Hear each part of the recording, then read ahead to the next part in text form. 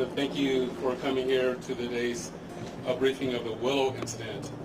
Today, shortly before 10 o'clock at 9:47 a.m., the Los Angeles County Fire Department received a 911 call of a potential helicopter down in a brush fire at the intersection of Los Virgenes Road and Willow Glen Street in the city of Calabasas in unincorporated Los Angeles County. Upon arrival, our firefighters discovered approximately a quarter-acre brush fire that resulted from a crash on the hillside. The Los Angeles County Fire Department initial response was 15 pieces of apparatus and 56 personnel that consisted of paramedics, engine company, heavy rescue, truck company, hand crews, and aircraft, and a chief officer to oversee the incident.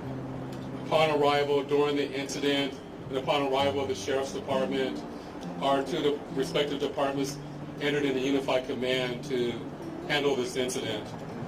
Our firefighters on scene indicated that there was a debris-filled and steep terrain with a quarter-acre brush fire that was occurring at the time.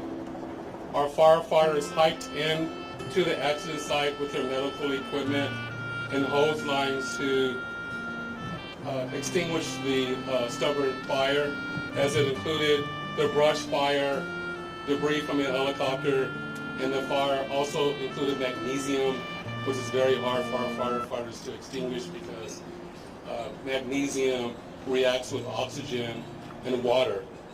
In addition to our firefighters hiking into the incident, we had one helicopter flying to the incident with firefighter paramedics on board. Those paramedics were hoisted down to the incident early into the incident. They did a search of the area for survivors. Unfortunately, all the survivors on board were determined to have been perished. Firefighters and hand crews worked to extinguish the fire while carefully preserving the incident for investigation. Currently, this investigation is still ongoing. I would like to turn this over to my sheriff to continue the press briefing.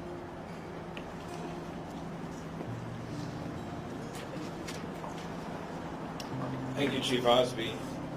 Personnel from Los Angeles Sheriff's Station responded to the scene of the crash site and assisted the fire department, and we've established a containment area, and now our Aero Bureau has a handle on traffic or aircraft accidents. However, when there's a fatality, then it switches to the National Transportation Safety Bureau, the NTSB, and the Federal Aviation Administration, the FAA. The FAA is already on scene and assisting.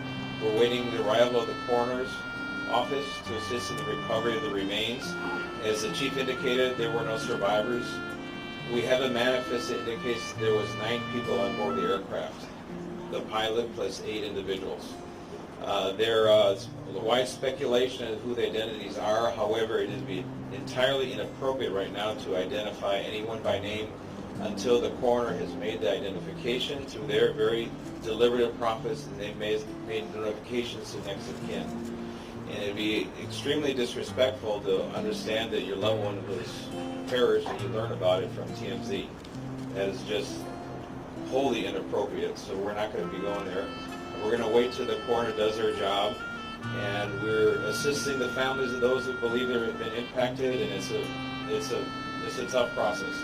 And our hope goes out to all of the members who were on board, all the family of everyone who was on board this aircraft, and God bless their souls.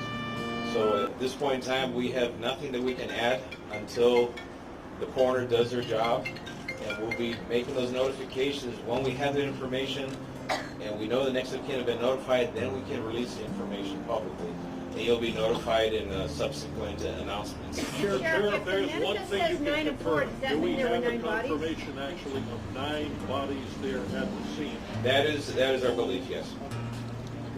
So we realize at this point there are so many questions. There's a lot of information out there, and again, we understand. There's a lot of information that's floating, but we certainly have a responsibility and an obligation, out of respect, of course, for the families. So this is a very difficult time for us all, for the city. We have the mayor here of Calabasas also sitting. We thank them for being here. And in fact, they wanted to pass on a message that for those in the community that want to gather here and are coming to Calabasas, if you do, you are welcome to join others at the Dianza Park here in Calabasas, and the cross streets there are Los Hills and Las Virgenes. Also, the Sheriff's Information Bureau will be sending out updates as to when there will be, if there is one, a press advisory out, a notification of another press conference or any other updates through our Twitter. So please look for that. And again, we thank you so much for being here today. And again, thank you for your time. Sheriff, we have more. Sheriff, just a question quickly on sealing off the area. We know the NTSB has to be there to do that thing. Is the public going to be able to get anywhere nearby, or is a stretch of Las Virgenes going to be shut down for an indeterminate period of time? It remains shut down. How big of an area? Any idea? Enough to keep it. Can you refer to as heavy fog in the area? That's their own